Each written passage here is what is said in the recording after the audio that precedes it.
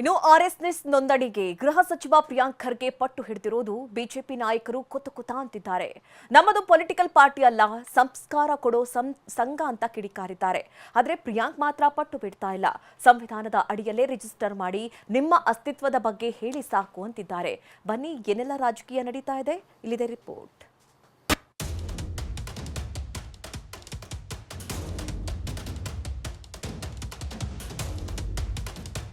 RSS ನೋಂದಣಿಗೆ ಪ್ರಿಯಾಂಕ್ ಖರ್ಗೆ ಪಟ್ಟು, ಕೇಸರಿ ಪಡೆ ಕೊತ. ನಾಚಿಕೆಗೇಡಿತನದ ಪರಮಾವಧಿ ಎಂದು ಆರ್ ಅಶೋಕ್ ರೋಷಾವೇಶ. ನಿಮ್ಮ ಅಸ್ತಿತ್ವದ ಬಗ್ಗೆ ಹೇಳಿ ಸಾಕು ಎಂದ ಗೃಹ ಸಚಿವ ಪ್ರಿಯಾಂಕ್. ಆರ್ಎಸ್ಎಸ್ ನೋಂದಣಿಯಾಗಬೇಕು, ಕೋಟ್ಯಂತರ ರೂಪಾಯಿ ಹಣಕಾಸಿನ ಮೂಲದ ಲೆಕ್ಕ ಕೊಡಬೇಕು. ಇಷ್ಟು ದಿನ ಆರ್ಎಸ್ಎಸ್ ನೋಂದಣಿಗೆ ಪದೇ ಆಗ್ರಹಿಸುತ್ತಿದ್ದ ಪ್ರಿಯಾಂಕ್ ಖರ್ಗೆ ಇದೀಗ ಗೃಹ ಸಚಿವರಾಗ್ತಿದ್ದಂತೆ ಆರ್ಎಸ್ಎಸ್ ಸರಸಂಘ ಚಾಲಕ ಮೋಹನ್ ಭಾಗವತ್ಗೆ ನೇರವಾಗಿ ಪತ್ರ ಬರೆದಿದ್ದಾರೆ. 2 ಪುಟಗಳ ಸುದೀರ್ಘ ಪತ್ರ ಬರೆಯುವ ಮೂಲಕ ಆರ್ಎಸ್ಎಸ್ ನೋಂದಣಿ ಮತ್ತು ಹಣಕಾಸಿನ ಮೂಲವನ್ನ ಪ್ರಶ್ನಿಸಿ ಸಮರ ಸಾರಿದ್ದಾರೆ.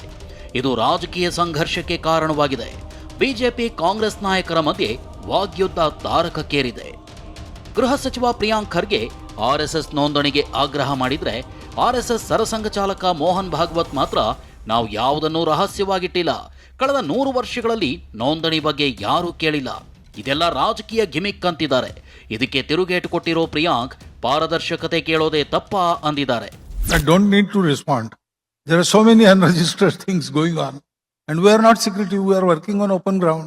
We are calling people and telling them about Sangha. This is politics. And all these gimmicks are being tried. Over 100 years, nobody told us that you must register. Our constitution, written constitution, is with the government. We have submitted it in 1950s. ನಮ್ಮ ದೇಶದಲ್ಲಿ ಪಾರದರ್ಶಕತೆ ಕೇಳೋದು ತಪ್ಪ? ಸಂವಿಧಾನದ ಅಡಿನಲ್ಲಿ ತಾವೆಲ್ಲರೂ ಬರಬೇಕು ಅಂತ ಹೇಳೋದು ತಪ್ಪ? ನನ್ನ ಪತ್ರದಲ್ಲಿ ಅಂಥದ್ದು ಏನಿದೆ ಹೇಳಿ? ಭಾಳ ಸ್ಪಷ್ಟವಾಗಿ ನನ್ನ ಪತ್ರದಲ್ಲಿ ನಾನೇನು ಉಲ್ಲೇಖಿಸಿದ್ದೀನಿ,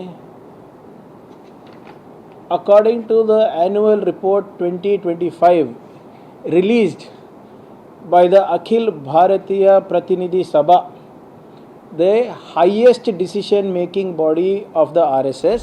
ನನ್ನ ಪತ್ರಕ್ಕೆ ಮೋಹನ್ ಭಾಗವತ್ ಉತ್ತರ ಕೊಟ್ಟಿಲ್ಲ. ಹಳೆ ವಿಡಿಯೋ ವೈರಲ್ ಆಗ್ತಿದೆ. ನೀವು ನಮ್ಮ ಸರ್ಕಾರದ ಬಳಿ ಮಾತನಾಡಿ ಅಂತ ಗೃಹ ಸಚಿವ ಪ್ರಿಯಾಂಕ್ ಅಟ್ಯಾಕ್ ಮಾಡಿದ್ರು. ನಿನ್ನೆ ಸಾಮಾಜಿಕ ಜಾಲತಾಣದಲ್ಲಿ ನೋಡ್ತಾ ಇದ್ದೆ, ಮೋಹನ್ ಭಾಗವತ್ ಅವರು ಪ್ರಿಯಾಂಕ್ ಖರ್ಗೆಗೆ ಉತ್ತರ ಕೊಟ್ಬಿಟ್ಟಿದ್ದಾರೆ ಅಂತ. ಅವರು ಅದು ಯಾವುದೋ ತಿಸೂರಿನಲ್ಲಿ ಹಿಂದಿನ ಏನು ನಾವು ಚಿತ್ತಾಪುರ್ನಲ್ಲಿ ಮಾರ್ಚ್ ಮಾಡ್ಲಿಕ್ಕೆ ಬಿಟ್ಟಿರಲಿಲ್ಲ, ಆ ಸಂದರ್ಭದಲ್ಲಿ ಆಡಿದಂಥ ಮಾತುಗಳಿಗೆ ಅವರು ಪ್ರತಿಕ್ರಿಯೆ ಕೊಟ್ಟಿದ್ದು. ಅದು ಕೊಟ್ಟಿದ್ದು ಜೂನ್ 13. ನಾನು ಈ ಪತ್ರ ಬಿಡುಗಡೆ ಮಾಡಿದ್ದು ಜೂನ್ 15 ನಿನ್ನೆ.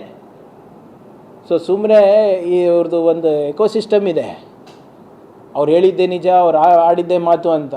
ಹೋಗಿ ನಿಮ್ಮ ಸ್ವಯಂ ಸೇವಕಗಳಿಗೆ ಏನ್ರಿ ಮಾತಾಡ್ತೀರಾ? ಬನ್ನಿ ನಮ್ಮ ಹತ್ರ ಮಾತಾಡಿ, ಸರ್ಕಾರ ಹತ್ರ ಮಾತಾಡಿ, ಹೇಳಿ ಯಾವ ಕಾನೂನು ಅಡಿನಲ್ಲಿ ನೀವು ಇದ್ದೀರಾ, ಯಾವ ಕಾನೂನು ಅಡಿನಲ್ಲಿ ನೀವು ಟ್ಯಾಕ್ಸ್ ಕಟ್ತಾ ಇಲ್ಲ, ಯಾವ ಕಾನೂನು ಅಡಿನಲ್ಲಿ ನಾವು ನಿಮಗೆ ಇಂಥ 20 ಲಕ್ಷ ಜನರಿಗೆ ನಿಮಗೆ ಪಥಸಂಚಲನ ಮಾಡಲಿಕ್ಕೆ ಬಿಡಬೇಕು, ಅಥವಾ ನಿಮ್ಮ ಆ್ಯಕ್ಟಿವಿಟಿ, ನಿಮ್ಮ ಏನು ಚಟುವಟಿಕೆಗಳಿದೆ ಅದಕ್ಕೆ ನಾವು ಯಾಕೆ ಅನುಮೋದನೆ ಕೊಡಬೇಕು ಹೇಳಿ, ನಾವು ಮಾಡೋಕ್ಕೆ ತಯಾರಿದ್ದೀವಿ.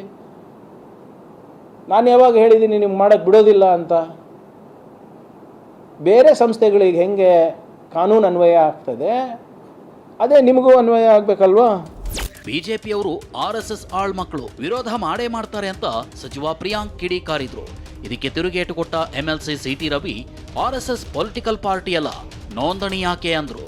ಬಿಜೆಪಿಯವರು ವಿರೋಧ ಮಾಡೇ ಮಾಡ್ತಾರಲ್ಲ, ಅವ್ರ ಆಳ್ಮಕ್ಳಲ್ವಾ RSSದು? ಆಳ್ಮಕ್ಳು ವಿರೋಧ ಮಾಡೇ ಮಾಡ್ತಾರೆ.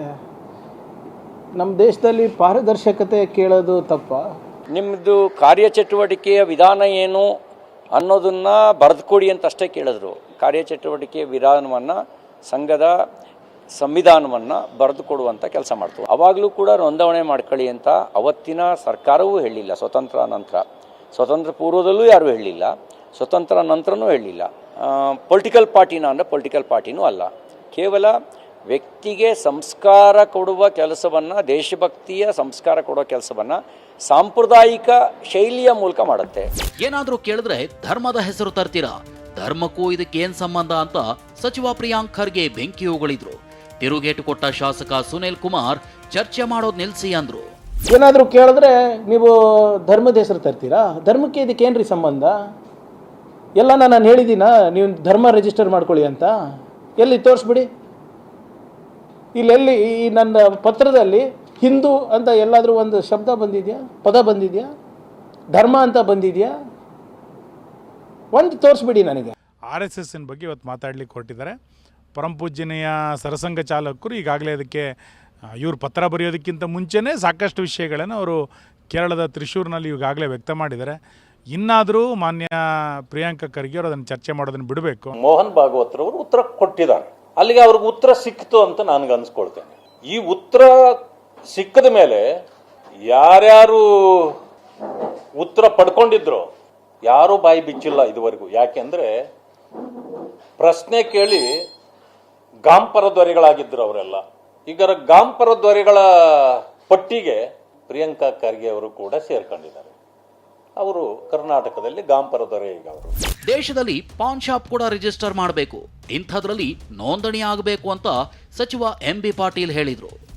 ಈ ದೇಶದಲ್ಲಿ ಒಂದು ಕಿರಾಣಿ ಅಂಗಡಿ, ಒಂದು ಪಾನ್ ಶಾಪು ಏನ್ರಿ, ಒಂದು ಸಾಮಾನ್ಯ ಒಂದು ಶಿಕ್ಷಣ ಸಂಸ್ಥೆ, ಇನ್ಕ್ಲೂಡಿಂಗ್ ನಮ್ಮಂಥ ದೊಡ್ಡ ಶಿಕ್ಷಣ ಸಂಸ್ಥೆ, BLD ಶಿಕ್ಷಣ ಸಂಸ್ಥೆ, KLE ಸಂಸ್ಥೆ, ರಾಮಯ್ಯ, BMS, PES, RV ಎಲ್ಲ ಸಂಘಟನೆಗಳು ರಿಜಿಸ್ಟರ್ ಆಗಬೇಕನ್ನೋದು ಕಾನೂನದು.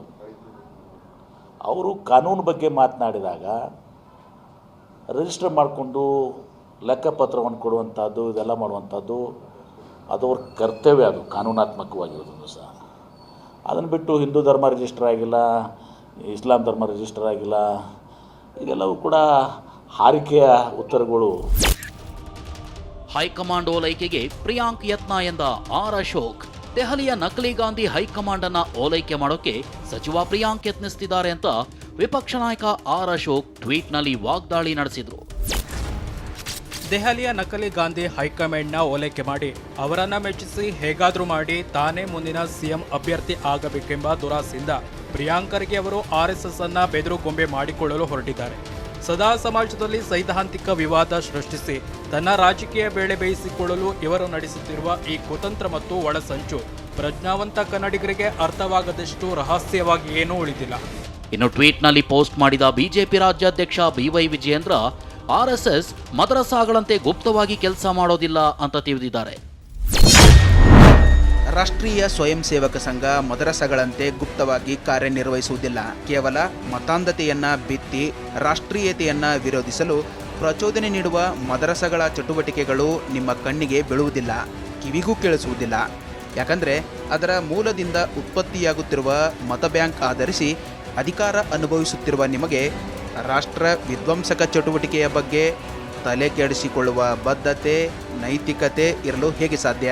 ಇನ್ನು ಗೃಹ ಸಚಿವ ಪ್ರಿಯಾಂಕ್ ಖರ್ಗೆಗೆ ಬಹಿರಂಗ ಪತ್ರ ಬರೆದ ಬಿಜೆಪಿ ರಾಜ್ಯಸಭಾ ಸದಸ್ಯ ನಾರಾಯಣಸಾಬ್ ಭಾಂಡ್ಗೆ ಕಾಂಗ್ರೆಸ್ ಪಕ್ಷ ನಿರಂತರವಾಗಿ ಹಿಂದೂ ಸಂಘಟನೆಗಳನ್ನೇ ಟಾರ್ಗೆಟ್ ಮಾಡಿ ಪ್ರಶ್ನೆ ಮಾಡ್ತಿರೋದು ಅನುಮಾನ ಮೂಡಿಸ್ತಿದೆ ಅಂದಿದ್ದಾರೆ. RSS ನೋಂದಣಿಗೆ ಸಚಿವ ಪ್ರಿಯಾಂಕ್ ಪಟ್ಟು ಹಿಡಿದಿರೋದು ಬಿಜೆಪಿ ನಾಯಕರು ಕೊತ ಅಂತಿದ್ದಾರೆ. RSS ಪೊಲಿಟಿಕಲ್ ಪಾರ್ಟಿ ಅಲ್ಲ, ರಿಜಿಸ್ಟರ್ ಮಾಡೋ ಅವಶ್ಯಕತೆನೇ ಇಲ್ಲ ಅಂತ ಕೌಂಟರ್ ಅಟ್ಯಾಕ್ ಮಾಡ್ತಿದ್ದಾರೆ. Bureau report, TV9.